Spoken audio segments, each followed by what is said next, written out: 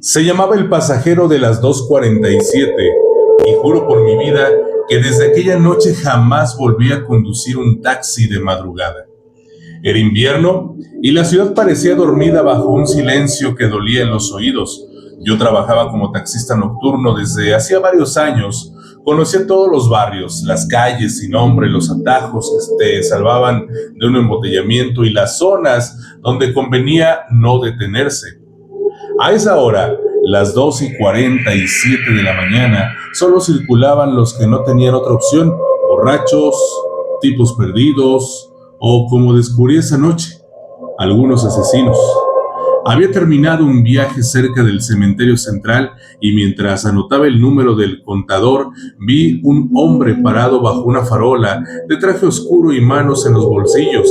La luz amarillenta le daba una apariencia espectral, casi sin rostro. Me hizo una seña lenta, precisa, sin moverse del lugar. No sé por qué, pero algo en mí dudó. Sin embargo, la costumbre y la necesidad fueron más fuertes. Detuve el auto. Abrió la puerta trasera sin decir palabra y se sentó detrás mío. Sentí un olor extraño, una mezcla de metal, perfume caro y tabaco húmedo. ¿A dónde lo llevo, jefe?, pregunté. Llévame a Villa Madero, respondió con una voz ronca. Calle El Ceibo al fondo. Está bien, dije y puse el taxi en marcha. El retrovisor me devolvía apenas su silueta y no se movía. No respiraba fuerte ni siquiera parpadeaba. El silencio en el interior era tan espeso que me obligó a encender la radio. Pero antes de que pudiera subir el volumen, su voz seca cortó el aire. Apáguela, no me gusta el ruido. Lo hice sin discutir.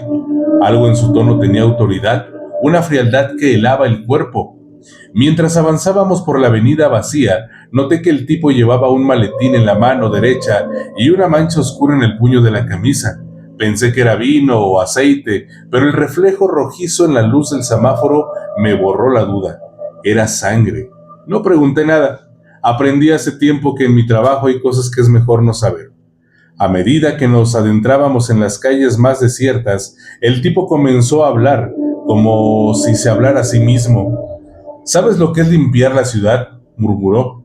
Hay basura que se acumula, gente que sobra. Yo hago el trabajo que otros no se animan a hacer. Me quedé helado. No sabía si estaba delirando o confesando algo. ¿A qué se dedica, jefe?, intenté decir con una sonrisa nerviosa. A terminar lo que otros dejan a medias, contestó.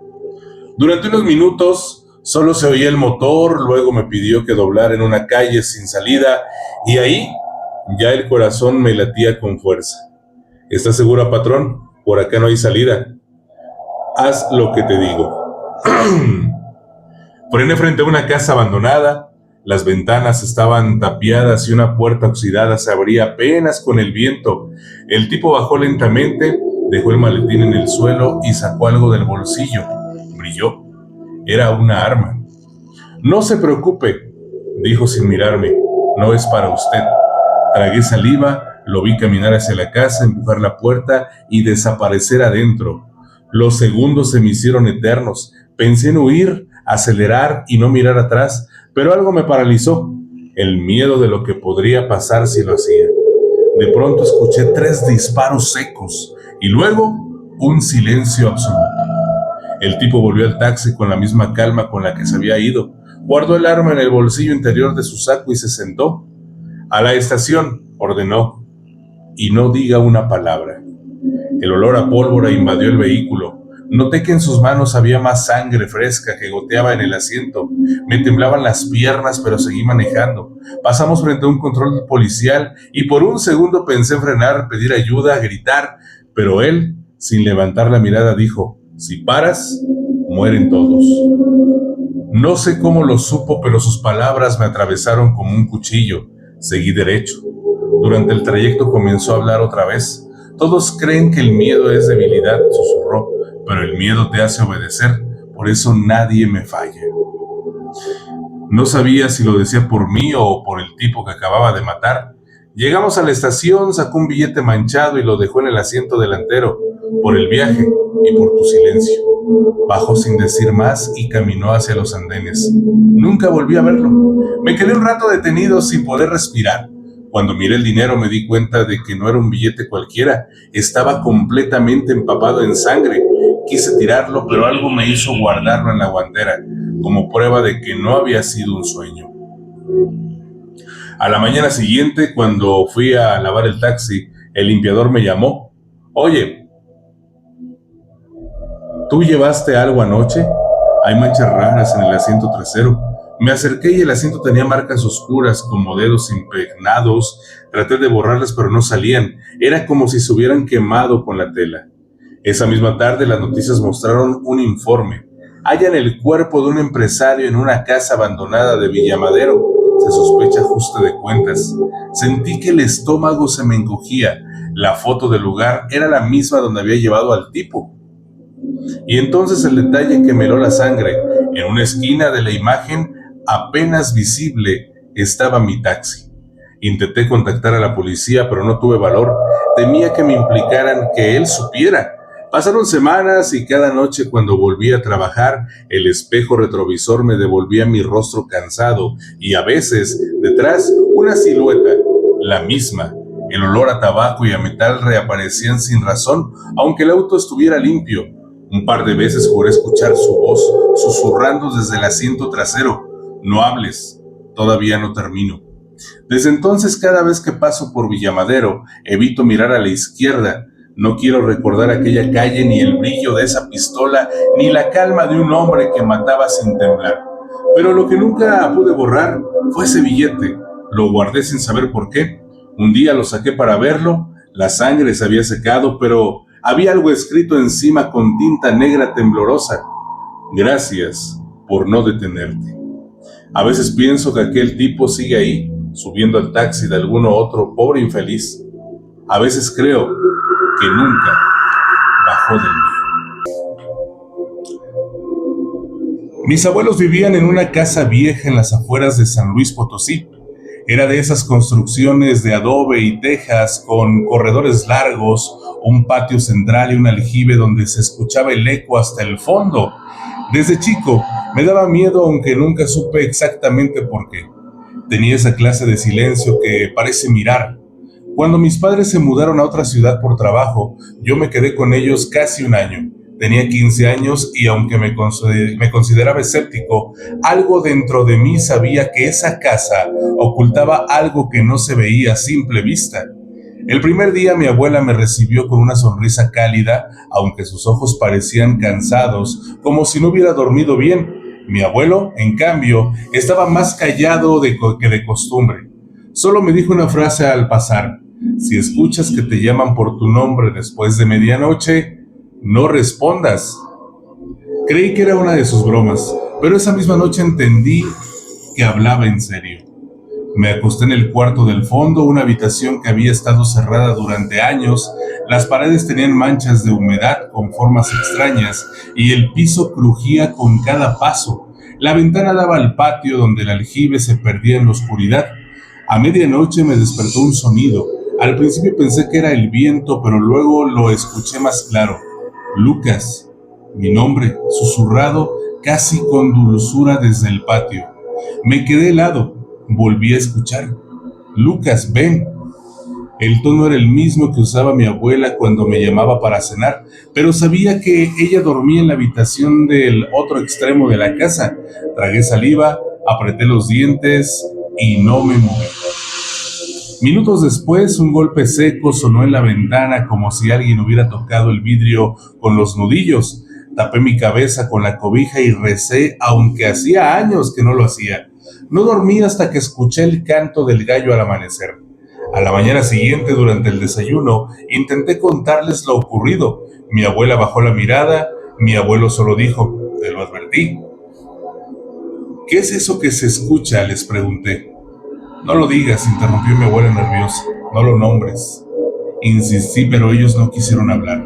Ese silencio me pesó todo el día. A las 10 de la noche, mientras ayudaba a guardar algunas cosas, noté que una de las puertas del corredor, la que daba al sótano, estaba abierta. Nadie usaba ese lugar desde hace años. Miré hacia abajo y sentí una ráfaga de aire frío. En el fondo se veía una luz tenue amarillenta. Bajé 2 escalones y escuché algo moverse como si arrastrara algo pesado. El olor a humedad era insoportable. ¿Abuela?, pregunté. Solo un murmullo como si alguien rezara en voz muy baja. Retrocedí y cerré la puerta. Esa noche otra vez me llamaron por mi nombre, pero esta vez la voz era diferente, era más grave y venía desde adentro de la casa. Decidí quedarme despierto para ver qué pasaba. A las 12:30, las luces parpadearon desde el pasillo. Se escucharon pasos lentos arrastrados que se detuvieron frente a mi puerta. La sombra de alguien se proyectó bajo el marco. Pensé que era mi abuelo, pero entonces la sombra se alargó, delgada, imposible para un cuerpo humano. Golpearon una vez. Lucas, dijo la voz, ven a ver lo que escondieron. Me temblaban las manos, no abrí, y después de unos segundos escuché que se alejaba. Los pasos sonaban como si arrastraran los pies descalzos sobre el suelo. Cuando amaneció, encontré la puerta del sótano abierta otra vez. Esa mañana, mientras mi abuelo dormía, me armé de valor y bajé con la linterna. El aire era pesado, cargado de polvo y olor a tierra. El sótano era más grande de lo que recordaba, con paredes de piedra y una mesa vieja al fondo. Sobre ella, un crucifijo oxidado y una vela consumida. Me acerqué y noté algo extraño en el suelo, una losa rectangular ligeramente levantada. Aparté la tierra con las manos. Debajo había una caja de madera. La abrí. Dentro, envueltos en un trozo de manta, había restos humanos, huesos pequeños probablemente de un niño. Junto a ellos, una muñeca sin ojos y una foto vieja en sepia. En la imagen, mi abuela y un niño que no reconocí. Detrás, escrito a mano, para que no se lo lleven otra vez. Sentí un mareo. Subí corriendo con el corazón en la garganta. Cuando enfrenté a mi abuela, ella se derrumbó en lágrimas. Era tu tío, dijo. Murió antes de que nacieras. Lo enterramos aquí porque no querían que lo tuviéramos, pero no descansa y nunca lo hizo. Mi abuelo serio agregó, es cosa que escuchas, no es él, es lo que vino cuando lo escondimos. Esa noche fue la peor. La voz volvió más fuerte, más cerca. Las puertas abrían solas, los cuadros caían de las paredes y desde el sótano subía un olor a tierra podrida. A las 3 de la madrugada, la linterna que tenía junto a la cama se encendió sola. En el reflejo del vidrio vi una figura parada en la esquina del cuarto. Un niño sin ojos sosteniendo la misma muñeca que había encontrado. Me levanté y corrí hacia la habitación de mis abuelos, pero cuando abrí la puerta, la cama estaba vacía, solo la muñeca colocada sobre la almohada, y en eso grité. El sonido despertó algo en la casa.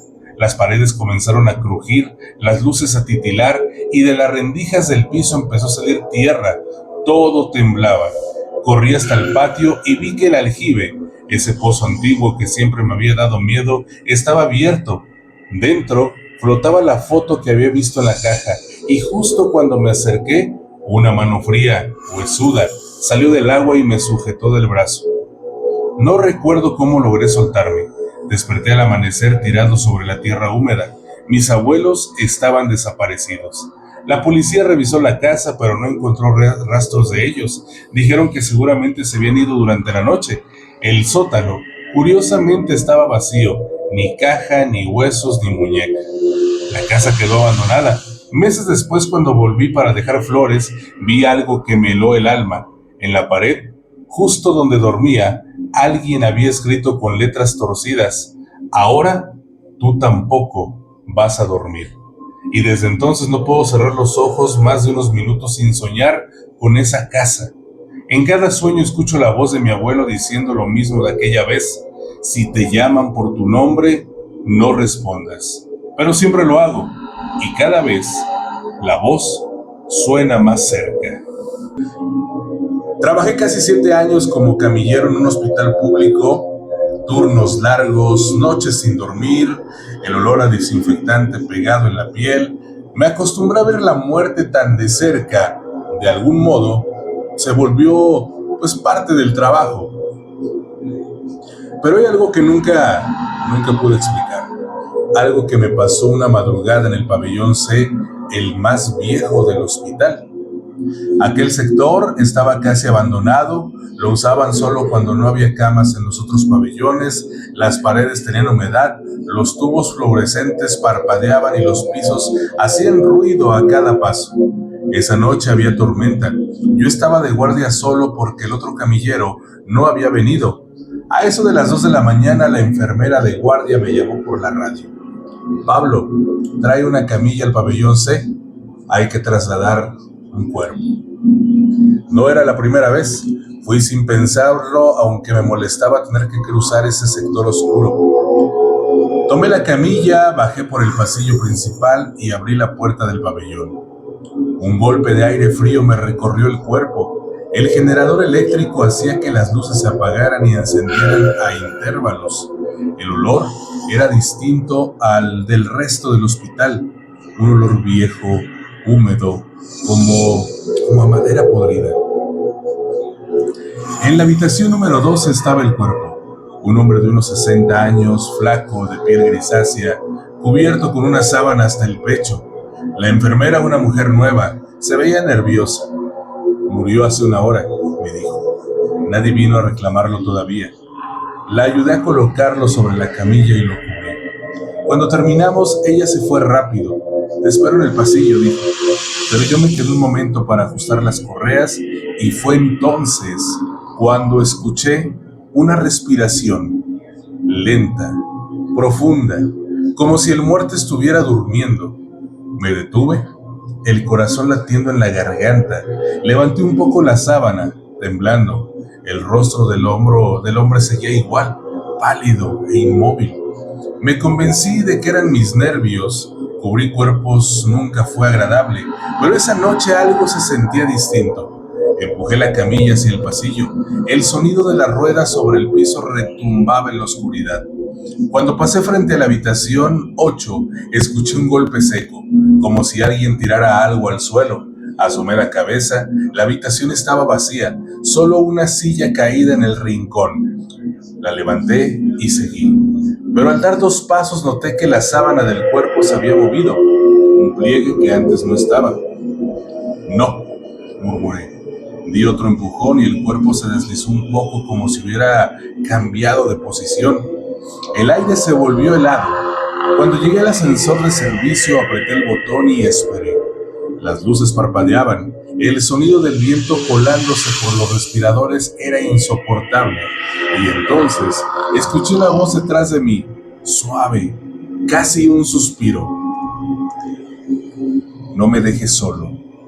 Giré de golpe. El pasillo estaba vacío, el cuerpo seguía cubierto, las puertas del ascensor se abrieron con un chirrido metálico. Empujé la camilla adentro, intentando ignorar la sensación de que alguien me estaba observando. Pero presioné el botón hacia el sótano, donde estaba la morgue. El ascensor comenzó a descender lentamente, pero el reflejo de acero inoxidable, ahí vi algo. El cuerpo ya no estaba cubierto. La sábana se había deslizado y el rostro del hombre miraba hacia mí con los ojos muy abiertos. Me quedé paralizado. El ascensor se detuvo de golpe entre pisos. Las luces se apagaron. Era una oscuridad total. Solo escuchaba mi respiración y la suya. Sí, la suya. Una respiración profunda, rítmica, a menos de 1 metro de mí. ¿Quién anda ahí?, dije con la voz quebrada. No hubo respuesta, hasta que escuché algo que me heló la sangre. El sonido de las correas soltándose una a una. El silencio fue peor que cualquier grito. Encendí la linterna del celular y la apunté hacia la camilla. Estaba vacía. Golpeé los botones del ascensor, desesperado. Las puertas se abrieron a medio camino con un ruido chirriante. Salí corriendo por el hueco, al pasillo del subsuelo. Todo estaba oscuro, solo algunas luces de emergencia titilaban. Corrí hasta la puerta de la morgue. Estaba entreabierta. Dentro, un olor insoportable a formol y metal oxidado. Encendí la luz y lo vi. El cuerpo estaba ahí, de pie, frente a una de las cámaras frigoríficas, de espaldas a mí. Señor, alcancé a decir. El hombre giró lentamente la cabeza. Su boca se abrió en una mueca que no era una sonrisa ni un gesto humano. No me dejaste solo, susurró. No recuerdo cómo salí. Solo sé que aparecí en la guardia gritando. Los médicos corrieron hacia mí. Me pusieron oxígeno, me dieron calmantes. Cuando conté lo que había pasado, obviamente nadie me creyó. Fueron a revisar el pabellón C y la morgue. El cuerpo estaba donde debía estar, las correas puestas, la sábana en su lugar. Todo estaba normal, absolutamente todo. El jefe de guardia me dijo que debía estar agotado, que el estrés me estaba jugando una mala pasada. Renuncié la semana siguiente. Pasó el tiempo, intenté olvidar todo, pero un día mientras estaba en casa vi en las noticias algo que me hizo temblar. Incendio en el hospital central. Muere trabajador atrapado en el ascensor del pabellón C. Mostraron una foto vieja del lugar y allí, entre las sombras del pasillo, detrás de los bomberos, se veía una figura alta, flaca, con una bata blanca, sonriendo. Desde entonces evito los hospitales, pero hace unos meses tuve que ir de urgencia por una apendicitis. Me internaron una noche, todo iba bien, hasta que desperté pasadas las 3. Había alguien parado al pie de mi cama. No veía bien sin los lentes, pero reconocí esa silueta, el cuerpo del pabellón C, sus ojos vacíos, su voz baja. No me dejes solo otra vez, grité. Cuando encendieron las luces no había nadie. Solo el monitor cardíaco emitiendo un pitido constante y una marca en la sábana como si alguien hubiera estado sentado allí, al borde de mi cama. A veces me pregunto si realmente logré dejar ese hospital, porque en las noches de tormenta, cuando cierro los ojos, siento el olor a formol y en mis sueños vuelvo al ascensor y él está ahí, mirándome, esperando que lo acompañe. Y lo peor es que esta vez creo que no voy a poder negarme. El viento aullaba como una alma en pena alrededor de los muros del orfanato de Santa Inocencia en las afueras de Soledad. Dentro, la atmósfera era aún más helada, cargada de un terror palpable que se había instalado desde la llegada de Mateo, un niño de ojos oscuros y sonrisa inquietante. Mateo no era como los demás. Susurros guturales en latín resonaban en las noches silenciosas y cuando una frase en particular escapaba de sus labios, una oleada de convulsiones recorrían los pequeños cuerpos de los otros huérfanos. Sus ojos se volvían vidriosos y sus voces se unían en un coro demoníaco. El padre Benjamín, un hombre de fe inquebrantable pero con arrugas de preocupación cada vez más profundas, había agotado sus oraciones y bendiciones. Desesperado, recurrió a la diócesis implorando ayuda.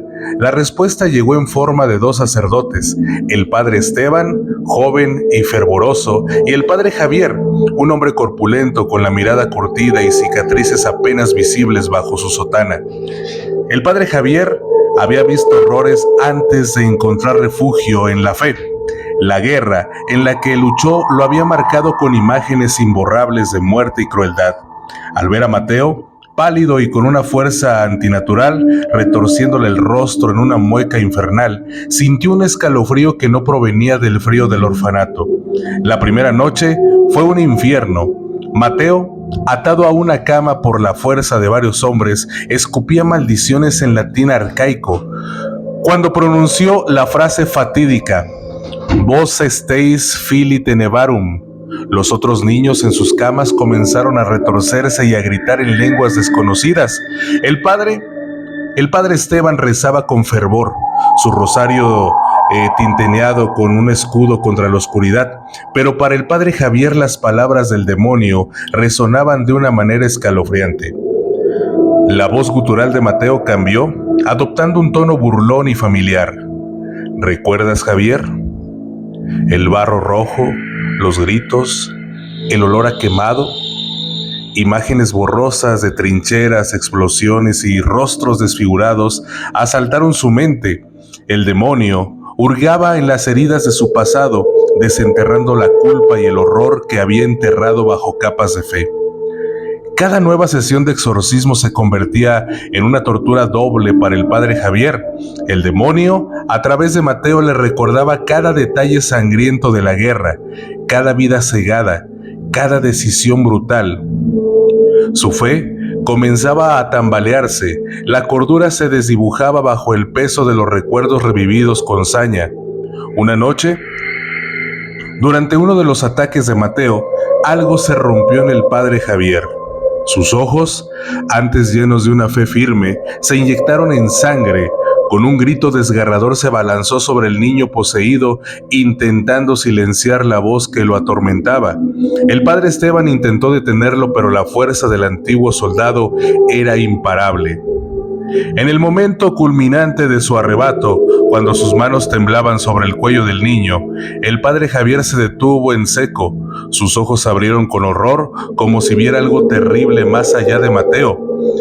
Lentamente cayó de rodillas, sus ojos se pusieron en blanco y una sonrisa macabra se dibujó en su rostro. Con una lentitud antinatural, tomó el crucifijo de plata que colgaba en su cuello, lo desprendió y con la punta afilada se lo clavó directamente en el corazón. Un gemido ahogado escapó de sus labios antes de desplomarse sin vida. Mateo, a través de la posesión, soltó una carcajada estridente y helada que resonó en todo el orfanato. El padre Esteban, con el rostro empapado en lágrimas y sudor, sintió un terror frío recorrer su espina dorsal, pero su fe era lo único que le quedaba. Con una determinación feroz, levantó su crucifijo y comenzó un exorcismo con una intensidad nunca antes vista. Sus oraciones resonaban con una fuerza pura, enfrentándose a la oscuridad con la luz de su creencia. Finalmente, después de una lucha agónica que pareció durar una eternidad, el demonio abandonó el cuerpo de Mateo, dejando al niño inconsciente y exhausto. El silencio cayó sobre el orfanato, un silencio pesado y ominoso. El padre Esteban, exhausto pero victorioso, se arrodilló para dar gracias. Sin embargo, la tensión y el horror habían cobrado su precio. Un dolor agudo le atravesó el pecho y cayó hacia adelante sin vida, víctima de un infarto. Desde aquella noche fatídica, el orfanato de Santa Inocencia quedó abandonado. Los niños que sobrevivieron fueron reubicados, pero la leyenda del lugar persistió. Los habitantes de Soledad cuentan que, en las noches oscuras, sin luna, se pueden escuchar gritos desgarradores provenientes de las ruinas. Algunos afirman haber visto dos figuras espectrales vestidas con sotanas raídas, ardiendo en llamas en el pasillo principal, repitiendo una y otra vez las horribles escenas de su último enfrentamiento contra la oscuridad. El viento aullaba, llevando consigo los ecos de la posesión y la desesperación, un recordatorio constante del mal que una vez residió en el ahora maldito orfanato de Santa Inocencia.